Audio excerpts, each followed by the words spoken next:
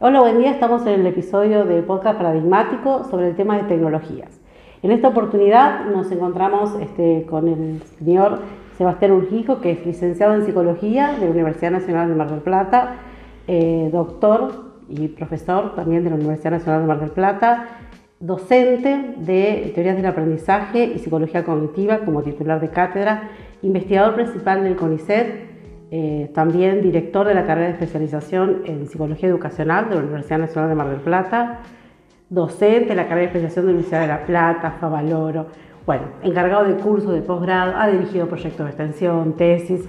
Bueno, la verdad que Sebastián, sabemos que tenés un currículum vasto, pero bueno, lo vamos a dejar acá, pero hay más para que después en nuestras redes van a estar también los datos de los colegas que nos van acompañando en cada episodio. Pero bueno, te hemos convocado por eso, porque suponemos que sabes mucho sobre el tema de aprendizaje, que es a lo que más has trabajado, y el tema de los espacios virtuales, tecnología, que es lo que nos está convocando a nosotros en estos episodios. Bueno, para empezar, buen día, gracias por estar acá, compartir este momento con nosotras. Y bueno, primero vamos a definir qué es el aprendizaje y cuáles serían las implicancias que tienen en las nuevas tecnologías. Bien, bueno, muchas gracias por invitarme, por darme la oportunidad de estar en este espacio. El aprendizaje es como, no sé, se suele definir como la capacidad que tenemos de incorporar información adentro de nuestro sistema y después poder utilizarla. Aprendemos conocimientos, aprendemos actitudes, aprendemos valores, aprendemos movimientos, aprendemos habilidades, o sea, adquirimos una serie, un repertorio de cosas, ¿no es cierto? Pueden denominarse cosas que se mantienen a lo largo del tiempo. Para que el aprendizaje suceda, sabemos que es necesario el funcionamiento, o sea, es un tema multivariado, o sea, no se aprende por una sola cuestión, sino que se aprende de muchas maneras, ni siquiera de una manera, o sea, a veces se piensa de que, bueno, aprendés de memoria, sin memoria no hay aprendizaje, o sea, aprender quiere decir poder guardar cosas en algún almacén, que es la memoria, y después poder utilizarlas para las cosas que nosotros necesitamos.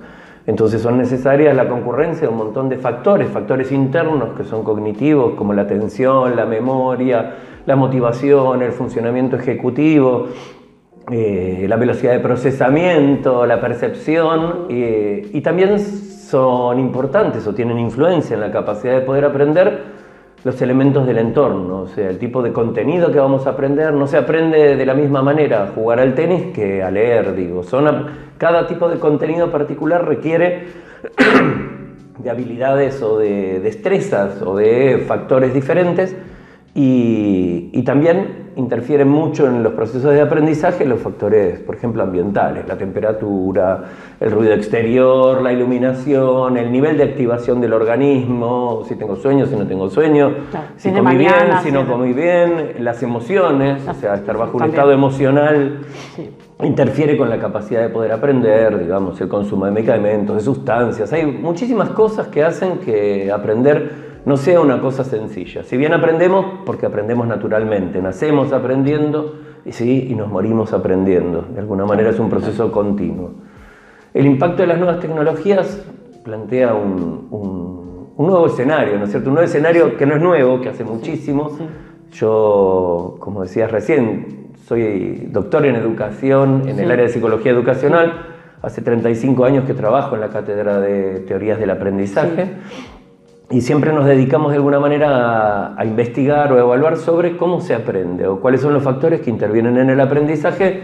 Y ya hace más de 10, 15 años que veníamos trabajando sobre el impacto de las nuevas tecnologías en el aprendizaje, sobre todo con la aparición de la internet, el correo electrónico. A medida que iban apareciendo los íbamos armando. Unos años antes de la pandemia nosotros ya hacíamos experiencias con una plataforma Moodle. Moodle es una plataforma, es un lugar que hay como en internet, como una página que tiene un montón de recursos. Está basada sobre la teoría de Vygotsky, ¿no es cierto?, del aprendizaje social, donde se fomenta la interacción, la posibilidad de acceder a contenidos multimedia, desde donde se puede evaluar, donde se pueden comunicar todas las personas en esta instancia de aprendizaje. Y con la llegada de la pandemia, todo esto se aceleró. Por suerte, en las materias que yo doy, que son cognitiva de aprendizaje, ya teníamos experiencias, por lo tanto, cuando llegó la pandemia ya lo teníamos armado. Y eso implicó que pudimos de alguna manera medir o evaluar ese proceso de aprendizaje de forma sistemática y masiva en la gente, y pudimos de alguna manera percibir cómo adecuarla o ajustarla a la realidad. Claro. O sea, muchas cosas cambiaron, no es lo mismo enseñar y aprender a través de las nuevas tecnologías, como decía recién, no es lo mismo aprender a investigar. Para mí es lo que se llama ser como aprendiz de brujo, o sea, aprendés estando al lado de alguien y viendo y todo el tiempo analizando y tomando información, y la interacción social tiene un peso importante que las nuevas tecnologías todavía no le dan. Sin embargo, en el momento de la pandemia era la única manera posible y permitió continuar con los procesos de enseñanza-aprendizaje. Y empezamos a encontrar que había un montón de efectos diferentes. O sea, no es lo mismo dar una clase presencial de 1 hora y media que grabar un video de 1 hora y media que nadie lo ve. No sé, el canal de YouTube donde yo tengo los teóricos, veo las estadísticas y los estudiantes ven los 6 primeros minutos por ahí de una clase.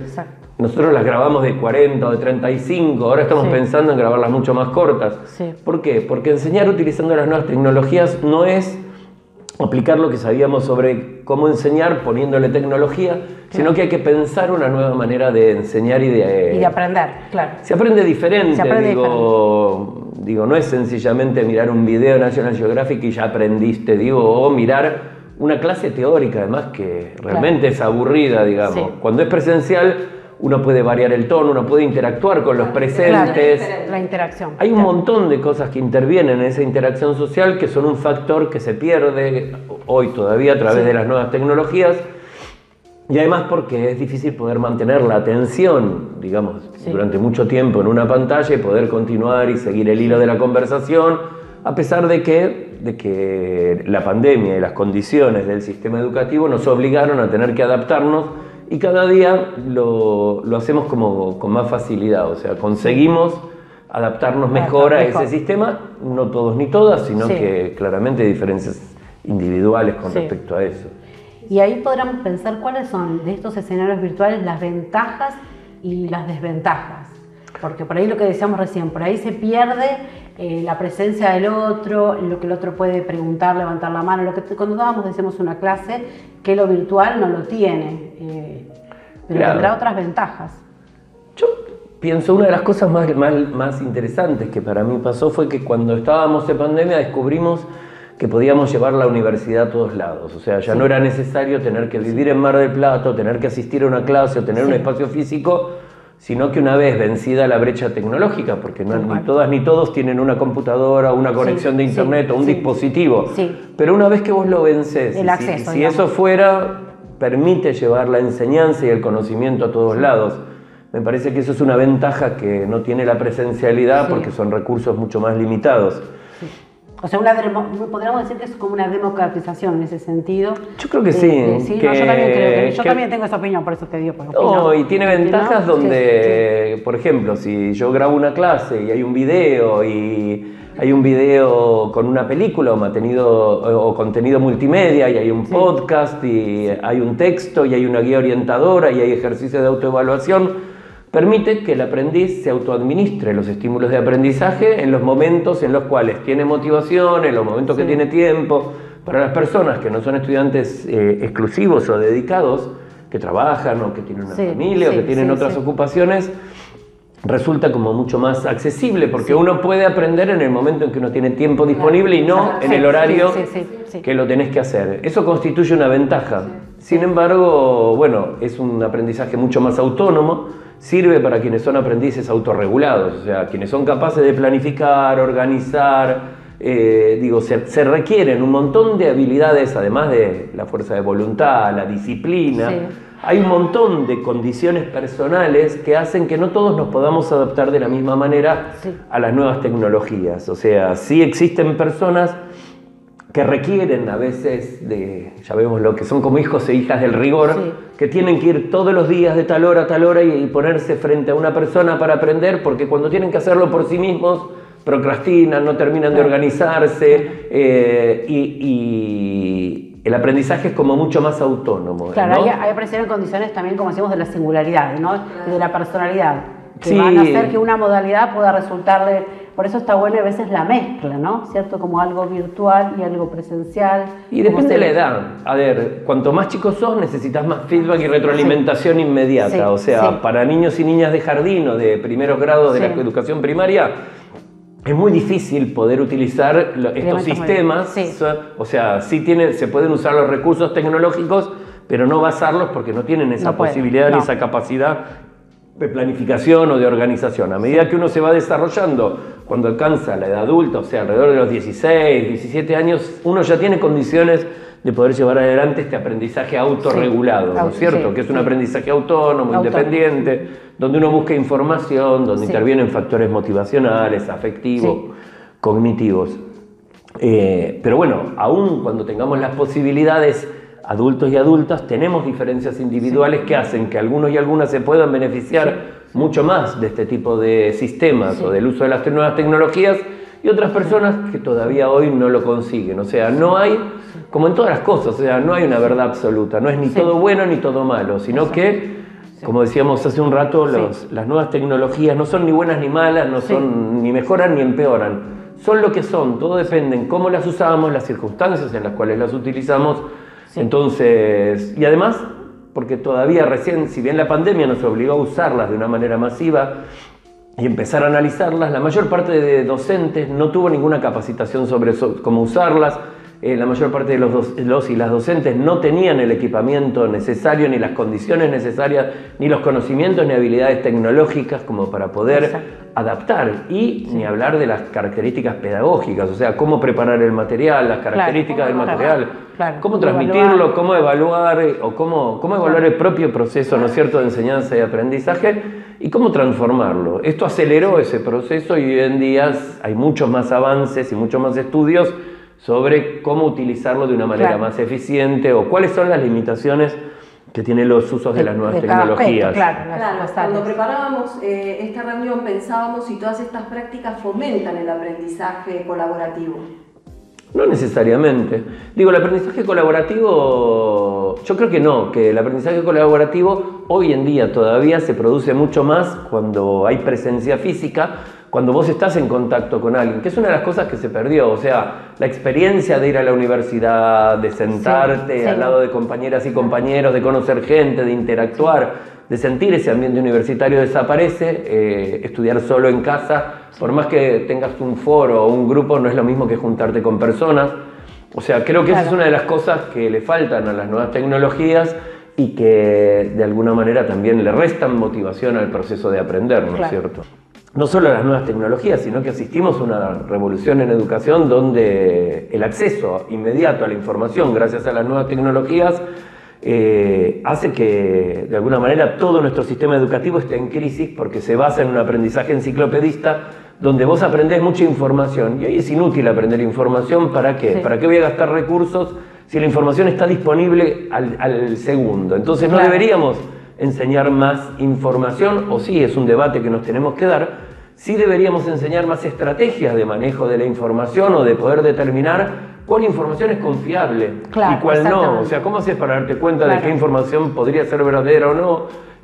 Cómo buscar información, cómo utilizar la inteligencia artificial como un asistente y no como una manera de hacer trampa. Lo que pasa es que todavía los sistemas educativos tienen una inercia que arrastran, donde todavía en la universidad y en todos los sistemas educativos se siguen enseñando contenidos enciclopedistas que no tiene sentido memorizar. Antes, cuando solo había un libro que lo decía, uno necesitaba tener esa información porque para poder acceder demoraba muchísimo tiempo, entonces tenías que tenerlo en la cabeza. Era un recurso acotado. Lo tenías que guardar. Ahora no necesitas guardar información porque la podés encontrar al instante en el lugar en donde estés. En los procesos cognitivos, podríamos pensar, ¿cuáles procesos te parece que están más involucrados? O sea, memoria, atención, antes hablábamos de necesaria la memoria para poder aprender. ¿Cuál proceso? Porque el nivel atencional también tuvo que cambiar. Porque ahorita somos más visuales. Pensar en cuáles es como decir, no, todos. Si vos no pones todos tus procesos cognitivos, desde el punto de vista primero de la percepción, si la información no ingresa al sistema, nunca la vas a guardar. Después de la atención, o sea, tiene que haber un mecanismo que filtra cuál es la información que es relevante o no. Después esa memoria, esa información tiene que ser puesta en relación con la información que tenés almacenada en los sistemas de memoria con la información del sistema ejecutivo, que es el que planifica, el que organiza, el que establece metas, el que de alguna manera determina los planes o determina cuál es el sentido de un aprendizaje, ¿sí? Tenés que ponerlos en relación en lo que se llama como una memoria de trabajo, tenés que procesarlo, tenés que volver a almacenarlo de una manera diferente, luego tenés que hacer de alguna manera un output o una salida. Todos los procesos cognitivos son concurrentes en el proceso de aprendizaje y no hay uno que sea mayor que otro. O sea, un déficit en cualquiera de los procesos cognitivos se traduce en un déficit en el proceso de aprendizaje. Claro, que es ahí lo que uno plantea a veces cuando evaluamos, o yo que trabajo con eso, evaluás la dificultad en un proceso de aprendizaje. O sea, hay que entender cómo impactan los recursos tecnológicos sobre los procesos cognitivos como para poder organizar una experiencia educativa. Claro, una clase, digamos. Si vos no entendés cómo funciona la atención o cómo funciona la memoria o cómo funcionan los procesos cognitivos del aprendizaje y no entendés cómo se relacionan con estas nuevas tecnologías, no podés de ninguna manera generar una experiencia de aprendizaje que sea eficiente. ¿Vos pensás que ahí hay un uso, se puede hacer un uso saludable de la tecnología para el que nos escucha? O sea, que no está mal, porque a veces dicen, no, aprendo todo así mirando un canal de YouTube, porque, o sea, todas las propuestas. ¿Qué opinas sobre eso? Yo creo que el aprendizaje requiere de otros y de otras y que requiere a veces de guía en determinados momentos de tu vida. Hay ciertas cosas que vos podés aprender solo en un curso tipo MOOC, que son cursos autoadministrados donde ni siquiera hay una persona del otro lado, donde vos encontrás las respuestas correctas. Pero hay otro tipo de contenidos y otra serie de cosas que a veces necesitas la interacción social y eso. Que algo sea más entretenido, y sí, le agrega un factor motivacional. Ahora, no sé si es más entretenido para todo el mundo. El hecho de que sea una película o de que sea un video no quiere decir que sea entretenido. Exacto. Hay algunos que son pésimos o que son malísimos. Digo, requiere muchísima experticia poder hacer un estímulo educativo basado en nuevas tecnologías que sea entretenido, que tenga los colores adecuados que llaman la atención, que tenga la duración correcta, que introduzca los contenidos de una manera adecuada, que esos contenidos tengan relación con conocimientos previos, que de alguna manera busque como generalizarlos y ejemplificarlos. O sea, hay un montón de criterios pedagógicos que debe reunir. No basta ni alcanza que algo sea entretenido o sea un video. El cambio es constante, la necesidad de la especie humana de adaptarse a las nuevas condiciones es inmediata y constante, no puede esperar a los sistemas, o sea, se produce independientemente, o sea, aunque el sistema se quede atrás, la gente se adapta y hace cosas en el consultorio, dentro de la clínica. Digo, yo no sé si cambió tanto, me da la sensación de que los problemas por los cuales la gente consulta, sobre todo adultos, son los viejos y queridos y conocidos problemas de relación, de crisis vitales, digo, más allá de los trastornos, que sí hay nuevos trastornos o que sí ciertos trastornos se han visto afectados por la pandemia o que ciertos trastornos de alguna manera tienen características diferenciales por el impacto de las nuevas tecnologías o las nuevas prácticas tecnológicas. Sí es un hecho, pero bueno, yo creo que ahí se va acompañando constantemente porque no podés, digamos, quedarte atrás en ese tipo de cosas. La investigación clínica en psicología es mucho más complicada, es mucho más difícil metodológicamente que otro tipo de investigaciones, pero bueno, creo que la práctica personal lo acompaña de una manera diferente. Quienes trabajan con niños y con niñas deben tener muchísima más flexibilidad porque la experiencia de uno como niño o niña no tiene absolutamente nada que ver con esta nueva experiencia de las infancias, digamos, en la época actual. Son totalmente diferentes desde el punto de vista de cómo se analizan o se ven los valores, ya desde, no sé, desde los estereotipos sexuales, de los valores, de un montón de situaciones que para nosotros todavía, nosotros ya grandes, digo adultos, lo vemos con una perspectiva diferente y a veces es increíble ver cuál es el punto de vista que un niño o una niña tiene sobre otras cosas. Bueno, nos pareció muy interesante. Para ir cerrando, está bueno que hayamos claro, que nos quede claro que las tecnologías nos vienen a dar otras oportunidades también, como todos los cambios, digamos. Así que es algo más. Yo creo que es importante esto. Es como decir, la tecnología nunca es... De alguna manera es buena en el sentido de que es una herramienta, pero tenemos que saber cómo usarla. Tenemos que aprender a usarla, tenemos que enseñar cómo usarla, digo, de una manera que sea productiva y no nociva. Pueden ser utilizadas de mala manera siempre y pueden generar efectos que no lo son. Son herramientas muy fuertes para mejorar los procesos de enseñanza-aprendizaje, pero tenemos que entenderlas mejor y tenemos que saber cómo usarlas y no usarlas de manera aleatoria, porque estos experimentos repercuten en las personas que están aprendiendo. Bueno, muchas gracias.